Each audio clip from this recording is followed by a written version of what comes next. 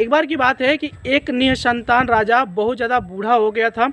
अब वो बूढ़ा पर उसके आने की वजह से वो बहुत ज़्यादा उत्तराधिकारी के लिए चिंतित रहता था। अब उस चिंता को दूर करने के लिए, उत्तराधिकारी पाने के लिए कि इस राज्य का कोई ना कोई एक ऐसा उत्तराधिकारी उसको चाहिए था कि जो उस राज्य को पूरे अच्छी तरीके से संभाल सके।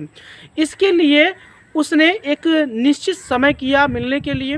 वो मिलने का जो समय था वो पूरा ढिढोरा जो था कि पूरे गांव में, पूरे राज्य में उसने पिटवा दिया कि निश्चित समय पर जो दिया गया समय है उस पर जो राजा से मिलेगा, जो भी व्यक्ति मिलेगा उससे राज्य का एक हिस्सा उसको मिल जाएगा। ऐसा जैसे ही सुनते हैं ना, तो वहाँ के जो राजमहल के जो मंत्री होते हैं वो काफ़ी क्रोधित होते हैं और राजा से बात करते हैं कि यदि आपसे बहुत सारे लोग मिलने के लिए आ जाएं तो पूरे राज्य का खंडार मच जाएगा, पूरे बंटवारा हो जाएगा। तो ऐसी चीज़ पर जो राजा था वो मंत्रियों को सांत्वना देता है और उनसे कहता है जो होगा सो देखा जाएगा। मिलने की बारी आती है, मिलने का समय आता है, तो राजा अपने राजमहल के बागीचे में बहुत सारे वहाँ पर मेला लगवाता है और मेले के साथ साथ में कुछ मोहित खेल कूद का भी इंतजाम करता है। उसी मेले में नाच गाने की बात करता है, उसी में अच्छे अच्छे पकवानों की व्यवस्था करवाता है। बहुत सारे लोग चलते तो हैं राजा से मिलने के, लेकिन वो उसी खेल में, नाच गाने में, नृत्य में, सारी चीज़ों में उलझ जाते हैं। अब उलझने की वजह से सबका समय धीरे धीरे निकलता चला जा रहा है।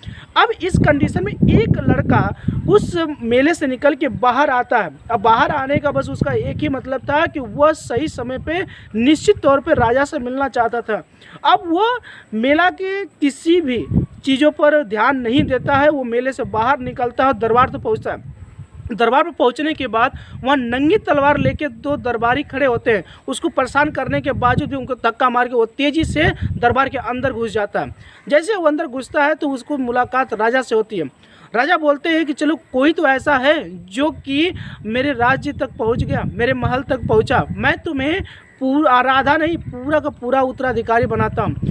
तो इस चीज़ से ये सीख मिलती है कि यदि आपका जो लक्ष्य निश्चित है, यदि आप अपने गोल सेट पर काम कर रहे हैं, चीज़ें बीच में बहुत सारी दिक्कतें परेशानियां आपको आएंगी जिससे आपको लड़ने की ज़रूरत है और उस साथ में उसको इग्नोर करने की ज़रूरत है।